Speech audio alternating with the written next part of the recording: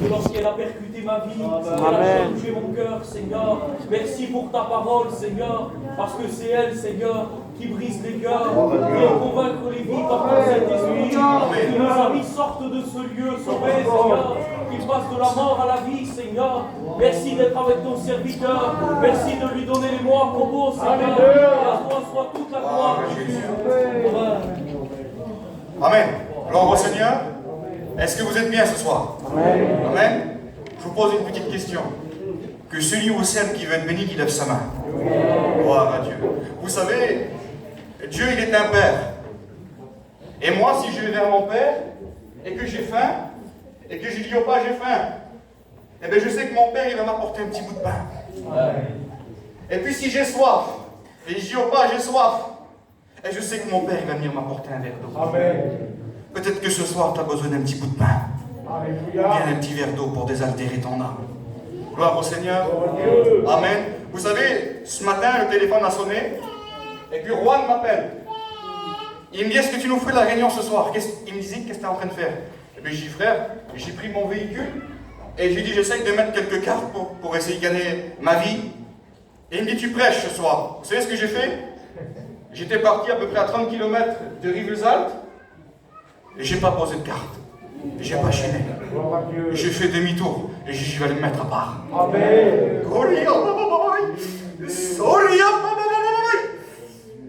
Je ressens la présence de Dieu. Amen. Vous savez, l'homme de Dieu va dire, l'Esprit du Seigneur est sur moi. Et il m'a oint pour vous annoncer une bonne nouvelle. Et vous savez, ce soir, j'ai mis un thème à mon message. Et le thème du message, c'est la piscine de Bethsaïda. Amen. Et ce soir, j'aimerais vous faire voyager. Est-ce que vous le voulez? Amen. Qui est-ce qui veut voyager ce soir? C'est gratuit. Hein? Gloire au Seigneur. J'aimerais qu'on parte 2000 ans en arrière, dans un lieu précis. Et ce lieu, on l'appelle la piscine de Bethsaïda. Gloire au Seigneur. Amen. Ce soir, donc, tu ne te trouves plus dans la ville de Perpignan, mais tu te trouves dans la ville de Jérusalem. Près de la porte des brebis, à Bethsaïda. Gloire au Seigneur. Vous savez, c'est une piscine qui a 5 portiques. Et connaissez-vous sa signification? Ce que signifie le mot Bethsaïda. Est-ce que vous le savez? Son nom signifie maison de la miséricorde. Amen. Maison de la grâce. Et j'aimerais te dire ce soir, toi qui es là, bienvenue à la maison de Dieu. Gloire au Seigneur. Et vous savez, j'aimerais avec la grâce de Dieu, parce que moi je ne peux rien faire. Et vous savez ce que je vais faire ce soir? Moi je vais reculer et je vais laisser faire Jésus. Amen. Parce que qui mieux que Jésus vous connaît? Gloire au Seigneur. Et l'histoire de cet homme se trouve dans l'évangile de Jean. Plus précisément, au chapitre 5, au verset 1 jusqu'à 8. Et la parole déclare qu'il eut une fête et Jésus monta à Jérusalem. Amen. Et ça tombe bien ce soir, frères et sœurs. Vous savez pourquoi? Parce que nous aussi, nous y sommes. Alléluia. Nous aussi, ce soir, nous sommes à Jérusalem. Et j'aimerais te dire, mon frère, que Jésus se dirige vers toi. J'aimerais te dire, ma sœur, que Jésus vient vers toi. Amen. Mon ami, j'aimerais te dire que Jésus est en train de passer dans les rangs. Amen, amen. Et il a sa main sur son épaule. Amen. Au verset 5, là se trouvait un malade. La Bible dit qu'il était malade depuis 38 ans. Et c'est là que j'aimerais vous attirer. C'est là que j'aimerais attirer votre attention. Vous savez, il y a beaucoup de personnes de nos jours qui lisent ce texte et qui ont tendance à banaliser les 38 années. À ne pas y faire attention, comme si c'était normal. Mais ce soir, c'est différent. Vous savez pourquoi? Parce que nous, on va s'arrêter. Amen, amen. Nous ne voulons pas que la parole de Dieu, elle passe outre. Vous savez pourquoi? Parce que la parole de Dieu, frères et sœurs, n'est pas un poisson. Parce qu'un poisson se trie. Mais la parole de Dieu, elle est un pain. Amen. Et Jésus-Christ, il est le pain de vie qui descend pour chacun d'entre nous. Gloire au Seigneur. Amen. Et puis, vous savez, c'est ma façon de prêcher. Je pose des questions. Et j'ai besoin de vous sentir avec moi. Amen. Gloire au Seigneur. Savez-vous, dans une année, combien il y a de jours? C'est facile. Hein? Il y a 365 jours dans une année. Et si on multiplie 365 par les 38 années, cela nous donne 13 870 jours à attendre. Seigneur, quelle attente. Mais dans une année, frères et sœurs, qui êtes là, il y a aussi des heures. 8760 heures dans une année. Merci. Et si vous faites la conversion, 8760 multiplié par 38, cela nous donne la somme de 332 880 heures à attendre. Mais il y a aussi des minutes. 525 600 000 minutes dans une année. Et si vous faites la conversion, on obtient la somme de 19 972 800 000 minutes à attendre. Et c'est là que je rentre dans le message et que je te parle. Il y a combien de temps? Il y a combien de temps avec un point d'interrogation que tu attends? Que tu attends cette guérison? Que tu attends cette promesse? Amen, amen. Que tu attends cette délivrance? Combien de jours? Combien de mois? Combien d'années sont passées? Moi, je ne le sais pas. Mais toi, tu le sais. Qui mieux que toi peut savoir l'attente que tu as dans ton cœur? Amen. Et puis voilà, ta vie, c'est comme ça. Les jours ont passé, les mois, les saisons ont défilé pour ta vie, pour ton foyer. Et toujours rien. C'est vrai. Écoute, c'est pour toi. Alléluia. Tu as fait des examens. Tu es allé voir les plus grands docteurs. Et ils n'ont aucune solution à ton problème. C'est vrai. Et je vais même aller plus loin. Tu as fait prier pour toi. Tu es peut-être même venu à l'imposition des mains. Tu as fait l'onction d'huile. Et tu n'as rien reçu. Et à ce jour que je te parle, tu n'y crois plus. C'est ça. Tu ne t'attends même plus à recevoir ta guérison. Tu ne t'attends même plus à recevoir ta promesse. Tu ne t'attends plus à recevoir ta délivrance. Amen. Pourquoi? Mais pourquoi, frère? Pourquoi? Jacques, chapitre 4 et verset 3. Il est dit, vous demandez et vous ne recevez pas, car vous demandez mal. C'est vrai. Seigneur, vous savez, bien souvent, on demande pour ce qui nous intéresse. C'est vrai. On demande pour notre bien personnel. On veut faire notre volonté. Et ça ne marche pas. C'est vrai. Et si ce soir, ça changeait? Je dis bien si ce soir, tu décidais de changer la façon de prier, Amen, amen. de changer la façon de voir les choses, et que tu cherchais les intérêts de Dieu plutôt que les tiens, Amen. que tu cherchais à faire sa volonté et non la tienne. Ce soir, j'aimerais vous parler d'un témoignage de la guérison d'un homme. C'est une histoire vraie. Cet homme s'appelle Ken Gorman. C'est un chrétien de la ville de Sheffield. Il se trouve en Angleterre. Et l'histoire nous dit, le témoignage, que cet homme était atteint d'une grosse tumeur au visage. Et après avoir fait divers examens, après avoir fait plusieurs IRM, ils vont découvrir qu'il a une tumeur qui est divisée en 3 parties au niveau du nerf central de son visage. Et donc là, le résultat va tomber, le verdict, et ils vont lui dire, voilà monsieur, il faut vous opérer d'urgence. Mais, il y a le mais de Dieu.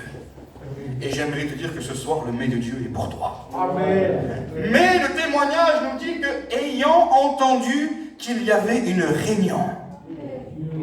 Et ce soir, tu as entendu qu'il y avait une réunion. C'est vrai. Elle était dirigée par l'évangéliste Nathan Morris.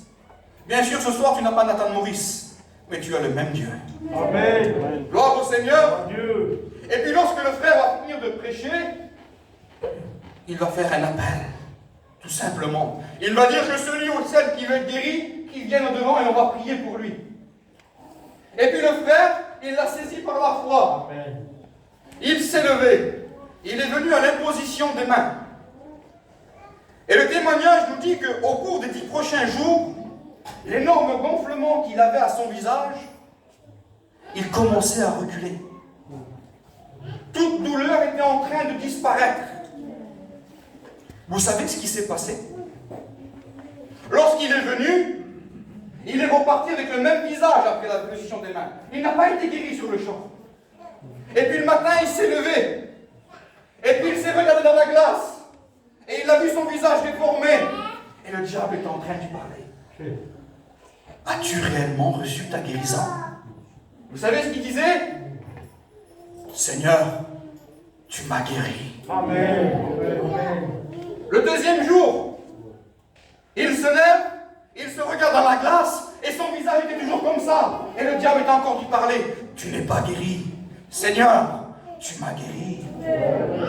Le troisième jour, il se regarde encore dans la glace, et son visage était pareil. Seigneur, tu m'as guéri. Et puis le quatrième, le cinquième, le sixième, arrivé jusqu'au 10e. Le jour de la rendez-vous pour faire l'opération arrive. Ken Gorman s'en va. On y refait des IRM. Et puis là, le docteur, il va le regarder, il va dire, monsieur, mais qu'est-ce qui s'est passé? Je ne comprends plus rien. Je dois vous opérer demain, mais il n'y a plus rien. Amen. Vous êtes totalement guéri. Gloire au Seigneur. Amen. Et maintenant, à l'instant que je te parle, que tu écoutes la parole de Dieu, je voudrais que tu commences à confirmer dans ton cœur ta guérison. Amen. Je voudrais que tu commences à confirmer ta délivrance. Je voudrais que tu commences à confirmer ta promesse. Gloire à Dieu. Vous savez, parfois dans notre vie, les frères ont témoigné, il y a des montagnes qui se dressent contre nous. Il y a la montagne de la difficulté. Il y a la montagne de la maladie. Il y a peut-être aussi des géants. Des géants qui se sont dressés contre toi. Le géant de l'angoisse. Le géant de la dépression. Oui. Seigneur. Mais si on se rappelle, les frères, la façon dont Jésus va s'adresser à la montagne, c'est pas moi qui le dis, c'est Jésus. Et cela se trouve dans Marc, au chapitre 11, 22 à 24. Jésus prit la parole et il leur dit, ayez foi en moi. Amen. Je vous le dis en vérité, si quelqu'un dit à cette montagne, ôte-toi de là et jette-toi dans la mer, et si ce soir tu ne doutes point, crois ce qu'il arrive. Gloire au Seigneur, et tu le verras s'accomplir. Alors j'aimerais te poser une question. Mon frère, ma soeur, quelle est cette montagne? Mon ami, qui est ce géant qui s'est dressé contre toi? Et vous savez, il y a beaucoup de personnes, au lieu d'affronter la difficulté, vous savez ce qu'ils font? Ils tournent le dos, ils contournent le problème. Et lorsque tu tournes le dos et que tu tournes le dos au problème, il se passe quelque chose. C'est que tu es en train de quitter la piscine de Bethsaïda. Tu es en train de quitter la maison de la miséricorde. Tu es en train de quitter la maison de la grâce. Ah, bien sûr, tu es resté à Jérusalem. Mais tu es parti dans un autre lieu. Et ce lieu s'appelle la vallée de Baca. Baca signifie la vallée des larmes. La vallée des pleurs. Vous savez, frères et sœurs et amis qui êtes là, c'est une vallée qui est aride, c'est une vallée qui est sombre, c'est une vallée qui est ténébreuse, où règne l'angoisse, le désespoir des âmes. Et j'aimerais te dire que tu as pleuré. Tu as beaucoup pleuré. Tu as pleuré sur ta vie. Tu as pleuré sur ton foyer. Tu as pleuré sur ton sort. En te disant, Seigneur, mais pourquoi moi? Pourquoi moi? Ça vous est déjà arrivé de vous la poser la question? Seigneur, mais qu'est-ce que j'ai fait pour mériter ça? Vous savez, la Bible dit comme ça, que la pluie, elle tombe sur le juste comme sur l'injuste. Et le pourquoi et le parce que ne t'appartiennent pas. N'ayant aucune réponse, tu as donc commencé à baisser les bras. Et tu es parti peu à peu. Parce que tout simplement, tu as écouté la voix de l'ennemi. Vous savez, il est venu chuchoter à votre oreille.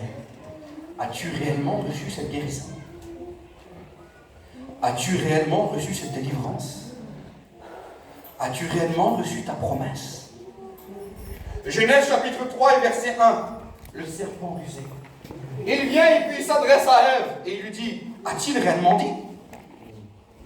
Et vous connaissez les conséquences.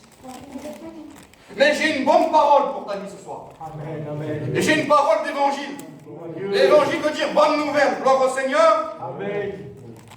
Jésus veut ôter le doute de ta vie. Gloire à Dieu. Oui. Amen. Gloire à Jésus. Vous savez pourquoi il veut ôter le doute de votre vie? Parce que tout simplement, il a vu vos larmes, il a vu vos pleurs, Amen. mais il a écouté ta prière. C'est vrai, Jésus. Et ce soir, il va venir te délivrer. Amen. Gloire à Dieu. Amen. Amen. Je voudrais te dire ce soir, toi qui es là, le Seigneur ne t'a pas oublié. Amen. Peut-être que ça a tardé, peut-être que c'est lent. Et la parole de Dieu dit comme ça. Si la prophétie tarde, attends-la. Car elle va s'accomplir. Gloire à Dieu. Amen. Au verset 7, Jésus regarda cet homme. Et puis il va lui poser une question. Et ce soir, c'est Jésus qui te la pose. Amen, Seigneur. Vous savez, il voyait son besoin. Il n'avait pas besoin de poser de questions, il est par terre. Et il va lui dire, que veux-tu que je fasse pour toi? Veux-tu être guéri? Vous êtes avec moi? Amen. Veux-tu être délivré? Veux-tu recevoir ta promesse? Parce que peut-être que ce soir, il y a des ânes parmi nous. Anne a prié, elle n'avait pas d'enfant. Et Dieu a donné le prophète Samuel. T'attends peut-être cette promesse-là? Gloire au Seigneur. Amen. Vous savez, la Bible dit que c'est poussé par l'Esprit que les hommes ont parlé. Aujourd'hui, tu te trouves dans la piscine de Bethsaïda. Tu n'es plus à Perpignan. On va vivre cette réunion par la foi. Amen. Gloire au Seigneur. Et le Seigneur va dire à cette personne, lève-toi, prends ton lit et marche. Si ce soir le Seigneur il te dit, lève-toi, viens devant. Viens chercher ta guérison. Amen. Viens chercher ta délivrance. Dieu. Viens chercher ta promesse. Qui c'est qui va le faire? Amen. Amen. Est-ce qu'il y a une main ce soir pour le Seigneur? Alléluia. Gloire au Seigneur. Oui, Jésus. Vous savez, la foi vient de ce qu'on entend. Amen. Et ce qu'on entend vient de la parole de Dieu. Et ce que je suis en train de vous prêcher, c'est la parole de Dieu. Amen. Jean chapitre 3 et verset 16, il est dit, car Dieu a tant aimé qu'il a donné. Gloire à Dieu. Il a donné son Fils pour toi, afin que toi qui es là ce soir, tu ne périsses point, mais que tu aies la vie éternelle. Amen. Amen. Et puis ce même Jésus va dire quelque chose d'autre. Venez à moi, vous tous qui êtes fatigués et chargés, Amen. et je vous donnerai du repos. C'est vrai, Seigneur. Et puis vous savez, l'histoire nous dit que lorsqu'un ange descendait dans la piscine, il mouvait la surface des eaux, c'est-à-dire qu'il l'a touché, il l'a agité, et peu importe quelle était ta maladie, le premier qui descendait dans l'eau était guéri. Mais ce soir, le Saint-Esprit me dit, dis-leur que ce n'est pas un ange, et que l'eau est en train de s'agiter, mais c'est que c'est Jésus qui est dans la piscine. Amen. Et en tant que Jésus est dans la piscine, il y a une double portée au message que l'ange ne peut pas faire. Il te fait un appel au salut. Amen. Il te dit, c'est moi qui ai donné ma vie pour toi. Amen. Alors maintenant, on va courber les fronts. Et on va laisser faire le Saint-Esprit. Amen. Alléluia. Gloire au Seigneur. Oui, Seigneur Jésus. Jésus. Sois loué, roi des Quelle est rois. ta limite ce soir qui t'empêche de venir à la piscine Ah, de Bethsaïda? Seigneur. Priez le Seigneur, allez-y. Alléluia. Oui. Quelle est ta limite qui t'empêche de venir chercher ta guérison? Quelle est ta limite qui t'empêche de venir chercher ta délivrance? C'est vrai. Quelle est ta limite qui t'empêche de venir chercher ta promesse? Oui, Jésus. La Bible dit que 2 ou 3 réunions en son nom, et là, il est au milieu de nous. Amen. Mais ce soir, c'est une réunion spéciale. Oui, Jésus.